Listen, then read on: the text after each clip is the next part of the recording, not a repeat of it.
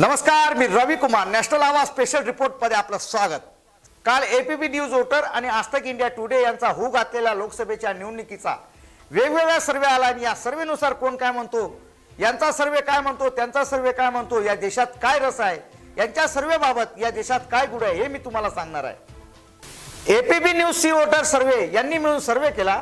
त्यानुसार एनडीएला 233 सीट मिळणार आहेत, यूपीएला 167 सीट मिळणार असून अदर जे काही पक्ष आहेत त्यांना 183 सीट मिळणार आहेत. आणि दुसरा सर्वे म्हणजे इंडिया टुडे व आजतकचा. एनडीएला 236, यूपीएला 166 आणि अन्य 140 सीट मिळणार आहेत. तुम्हाला सगळ्यांना माहिती आहे की अन्य पार्टी म्हणजे कोणती पार्टी.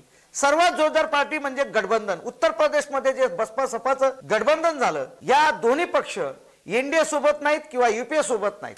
स्पष्ट बहुमतासाठी भारतात 272 सीट ज्या पक्षाला असतात त्या पक्षाचे बहुमत असतात. आपण जर उत्तर प्रदेश बद्दल बोलायचे झाले तर जो आजपर्यंत न्यूज चॅनल यांचा सर्वे येत आहे, एबीपी न्यूजच्या सर्वेनुसार बीएसपी व सपा 51 सीट जिंकणार आहेत आणि काँग्रेसला 4 सीट मिळणार आहेत आणि बीजेपीला 25 सीट मिळणार आहेत. या बरोबरच जर आपण इंडिया टुडे व आजतकचा सर्वे पाहिला तर सपा बसपा 58 ते 60 सीट जिंकू शकते, काँग्रेसला 4 सीट मिळू शकतात आणि बीजेपीला 18 सीट जिंकू शकते.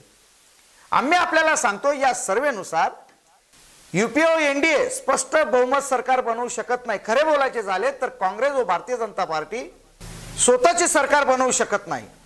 बसपा सप्पा बद्दल बोलायचे झाले तर इंडिया टुडे, आजतक किंवा एपीबी सी वोटर 50 ते 60 किंवा 58 ते 60 सपा बसपाचे सीट निवडून येऊ शकतात. काँग्रेसच्या सोबत सपा बसपा जात असेल संपूर्ण भारतात तरच यूपीए सरकार बनवू शकते. परंतु यावेळी संपूर्ण भारतातून प्रधानमंत्री पदाचे दावेदार बहुजन समाज पार्टीचे राष्ट्रीय अध्यक्षा कुमारी मायावती जी आहेत. आता बोलू राहुल गांधी व मायावती यांच्यापैकी कोण प्रधानमंत्री बनेल. परंतु सर्वेची संख्या सांगते की कोणताही पक्ष स्पष्ट बहुमत बनवू शकत नाही. तिसरा पक्ष या देशात असेल तर फक्त बसपा सपा आहे.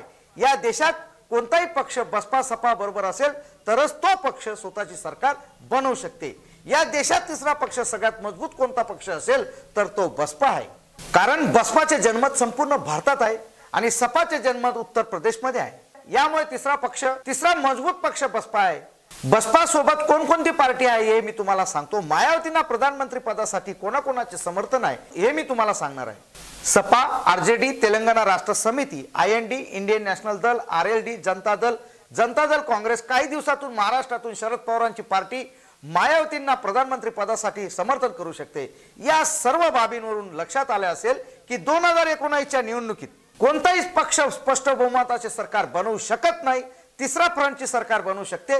तिसरा फ्रंट म्हणजे मायावतीजींचा पक्ष म्हणजे बहुजन समाज पार्टीची सरकार या देशात बनवू शकते. ब्युरो रिपोर्ट, नॅशनल आवाज.